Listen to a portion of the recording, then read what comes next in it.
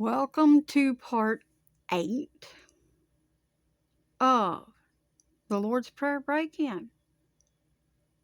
And it's sad, it really is sad that this is necessary, that I should have to do this particular post and this type of break-in, especially while I was already involved and engaged in the book of Revelations.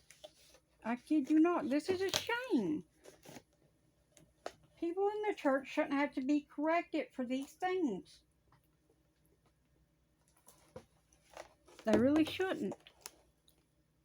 Pardon me.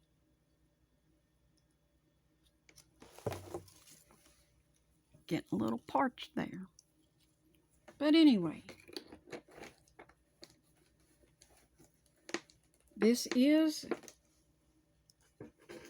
part 8 of the Lord's Prayer Break-In, December the 11th, 2023. Now, as I was saying, people in the church should not have to be corrected for these things. But as I was asking in the last part, why are you trying to take things away from me instead of just going to get your own? You can't have the mantles. I won't give them to you that were given to me. God imparted them to me for a reason. It's because I'm Michael. You can't take my name Michael because that was in my white stone. That's who I am. That's who God made me to be. From the beginning of time. That's who I was made to be. You cannot change that. Now, I have wrestled witches and demons and loads of demonic people in the last 3 years, and I grow weary. I'm just done with all that foolishness. I'm turning it over to the Lord, and wrath is coming. Now, I keep telling y'all that He's coming, and I was doing this because I love you, but now I'm really getting tired of y'all trying to tell people not to do what the Word of God tells them to do. Don't try to explain away what God has already put in plain English in this book.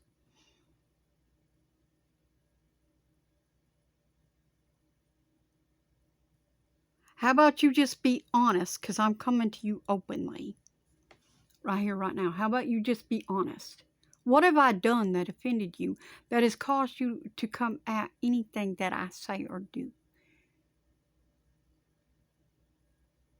Let's be honest. You thought I told this person to do this. I didn't tell him to do that. The Word of God did.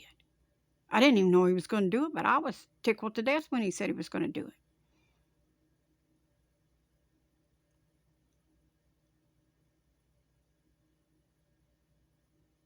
Because he's obeying a command of God.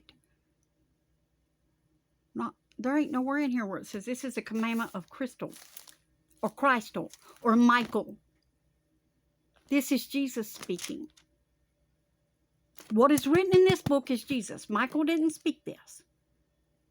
Until I'm speaking it now to you, but I'm not the one who wrote the book.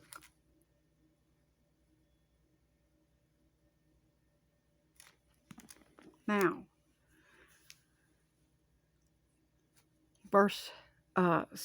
chapter 6 of Matthew, verse 9 says, after this manner, therefore, pray you.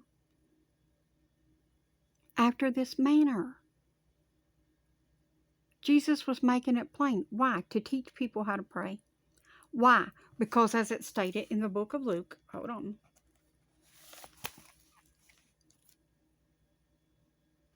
They asked God, which is Jesus. And it came to pass that as he was praying in a certain place, when he ceased, one of his disciples said to him, Lord, teach us to pray, as John also taught his disciples.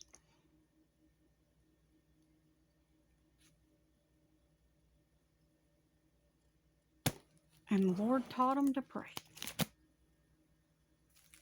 That is why I do it. It ain't because that's how the Lord taught me to pray. I'm not doing it to do my alms before man. When have you ever seen me stand up in the middle of the synagogue and pray real loud and boisterous like that? You haven't. When have you ever seen me on the street doing that? You haven't. And if you ever do, then you'll know the Lord has completely took over and there's nothing left of me in there.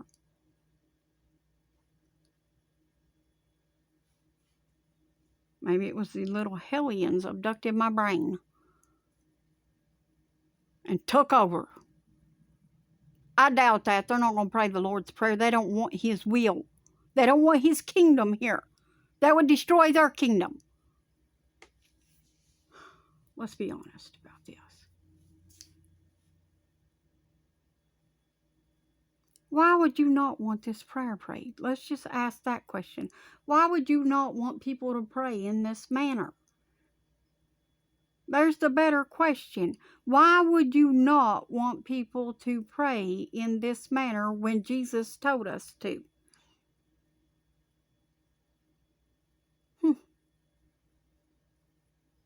Answer that, please. That's a real question. I do want an answer. If you don't give it to me, at least give it to God. But I do want the answer.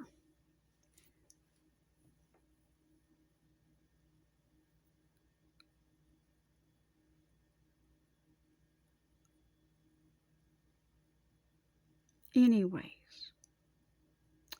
let's recap verse 15. Let's jump back into this word. Let's get over here. Chapter 6 of the book of Matthew, verse 15. Going to kick off from there again. But if you forgive not men their trespasses, neither will your Father forgive your trespasses. Now, I don't know what I've done to you, but I have told you, and I've come to you, and I've said to you, what have I done that has offended you? I've asked you this repeatedly to get no answer. And I've also asked you to forgive me for whatever it is. But if you don't tell me what it is, how can I not repeat it? But if the offense that you're holding against me is me telling people about the Word of God, well, then you're going to have to continue to be offended with me, because I'm going to continue to do that.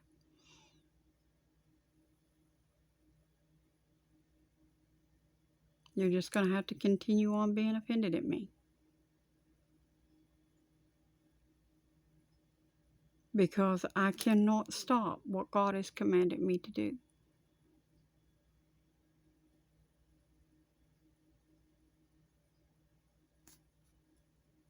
No matter what happens. No matter how much you hate me. No matter how much anybody hates me.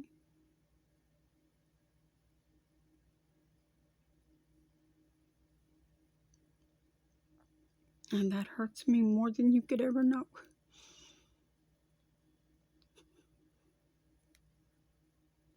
But it doesn't matter how much anybody hates me.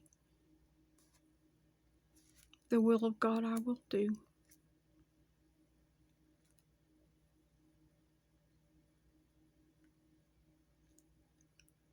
Verse 16. Moreover, when you fast, be not as the hypocrites of a sad countenance, for they disfigure their faces, that they may appear to fast.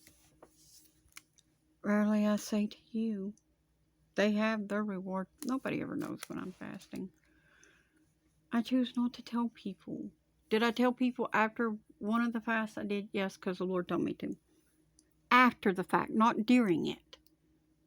But it was just to prove to people that it was possible to do it. That's all it was. And it wasn't me who got me through it. It was the Lord and the manna that I received during that time. Had nothing to do with me. It was the Lord.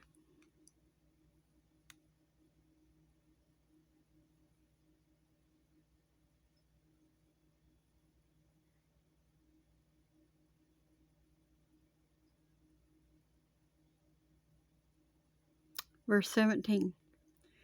But you, when you fast, anoint your head and wash your face. Do you do this?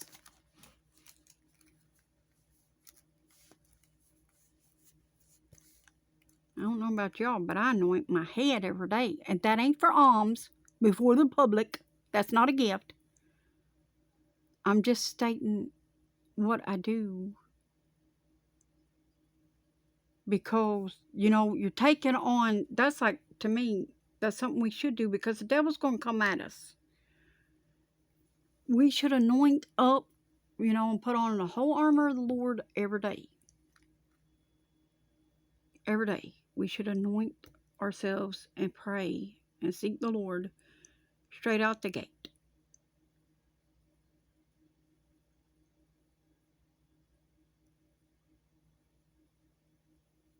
Now, I wasn't doing as much reading as I should, though. I'm not going to lie.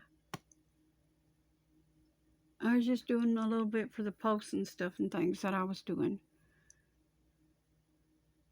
Because I hit this wall and I was dealing with my grief. Finally.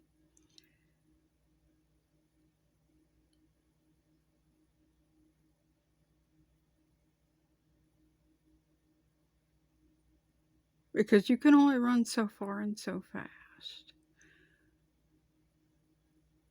before it catches up to you. And I hit that wall with that grief, and there was nowhere to run anymore. See, when I got put in that wheelchair for 6 months, I couldn't outrun my grief. Because you can't do 90 in a wheelchair pinned in a little corner with nowhere to go.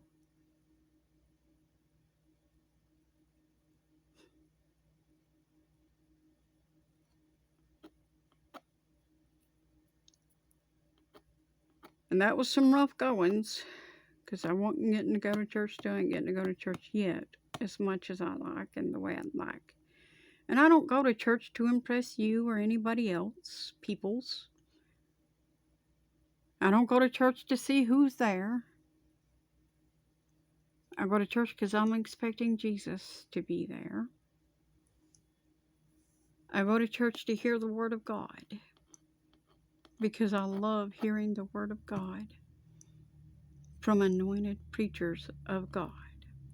That's why I go to church. I don't go to church seeking a man. Good Lord. You know what I did? I'm going to tell you. It'll probably be in the next part before I get fully into it.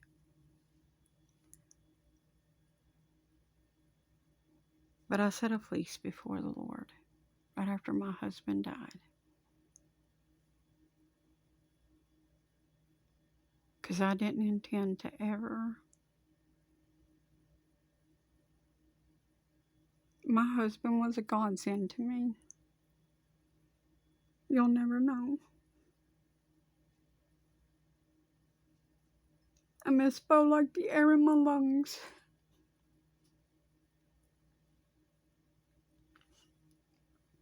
Like the air in my lungs. I'll see you in the next part. I need a minute.